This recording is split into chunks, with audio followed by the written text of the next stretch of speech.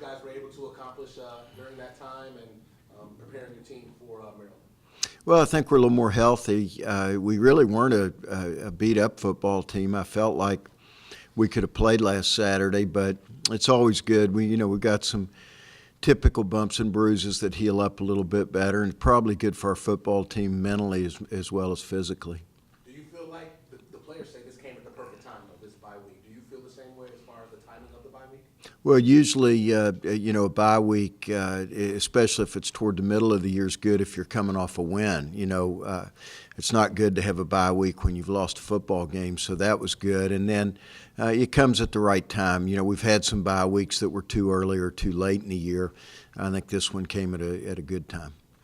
Speaking of you guys getting that win going into the bye week, I mean, how big was that, knowing that you have 2 weeks now to prepare to try to get into some sort of stride here with the team and the schedule getting really, really tough here down the stretch? Well, I think not only because it was before a bye week, but we just really needed a win in the worst way, and that's going to be our situation the rest of the year. We're playing a lot of good teams. There's not a bad football team left on the schedule. We'll have to play really, really good any weekend to win a football game from here on out. So hopefully we'll stay healthy, and I felt like at practice yesterday our guys had a little bounce to them, and I think they're excited to get into the last half of the schedule. I believe you said something along the lines of the win over NC State being the most complete game your team has played this year. How do you keep that type of momentum going into this Maryland game so you guys can get this thing rolling?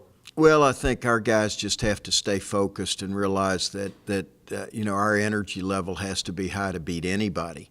And that was the best energy level we've had through 4 quarters. It wasn't all perfect. We had some ups and downs, but I thought we came out to start the game excited and ready to play, and I felt really good about our team coming out of the locker room at halftime, and that's the way we've got to be. If we're not a 4-quarter football team, we can't beat anybody on our schedule.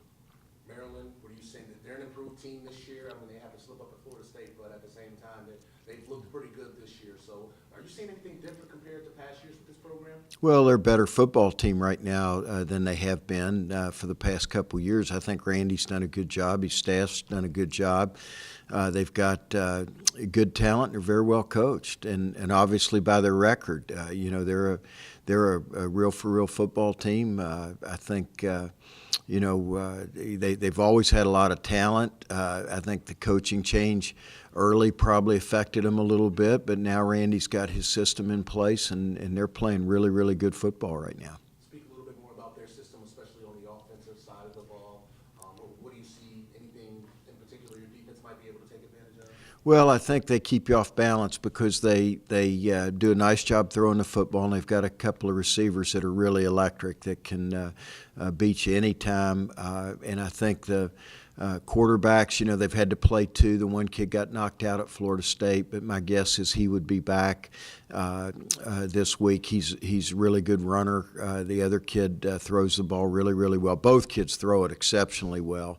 And I think they, do a nice job running the football, not just with the running backs, but running the option and letting the quarterbacks carry the football. So this is a football team offensively that gives you some issues both running and throwing. And then defensively, they do a nice job putting pressure on you. They have a lot of line stunts. They like to bring their linebackers. They like to keep you on your heels. And so it's a very aggressive defensive football team. And, of course, they've got big play guys in the return game also. So it's special teams, offense, defense, just a well-rounded football team, and you can see that by their record. Talk about the growth you've seen in your offense in particular, going all the way back to the Presbyterian game to where they're at right now. How much growth have you seen there?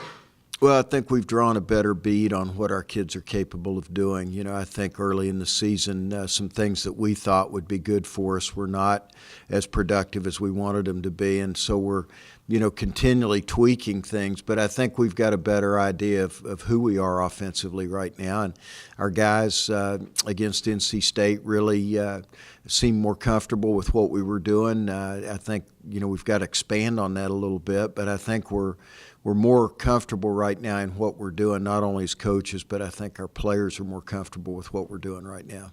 Especially specifically with your offensive line, they've also shown some growth in the season. Now, when you're on the field and you're watching your offense do what they do, do you get more excited to see the offensive line open up a huge gaping hole for Josh or whoever's coming out of the backfield, or do you get more excited when that they give Tanner the time that he needs to go back there and pick the defense apart? Well, I'll tell you, if we have a good play, I'm excited either way. I think, we continue to beat our heads against the wall trying to develop a running game, especially any kind of run that can get our running backs involved, because I do think we've got some talented running backs, and that's a position that we just haven't been able to get enough out of, and that's mainly because we haven't blocked very well. And so I think, from a coaching standpoint, you always like to think that your offensive line can get up there and dig people out and give us some running lanes for the backs.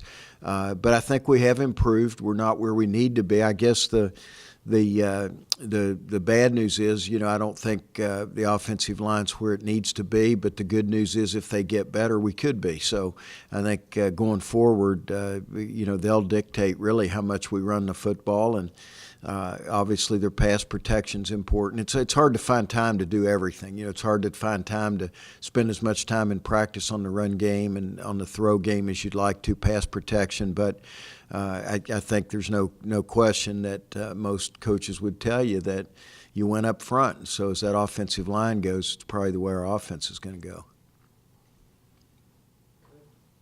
I got one question. You're 2 wins Okay. away from being the all-time winningest coach. Like, what does that mean?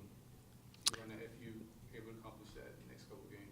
Well, honestly, and this is not coach speak. That's not anywhere in my mindset, not in the front or back of my mind. It's something that down the road you might look back on and say, hey, that's pretty cool if you could do it. But for me personally, I only have one thought, and that's try to beat Maryland. I think, from a coaching perspective, you really, while you're still coaching, the only thing you can do is grind and go forward and hope you can win the next one and not worry about any of those other things.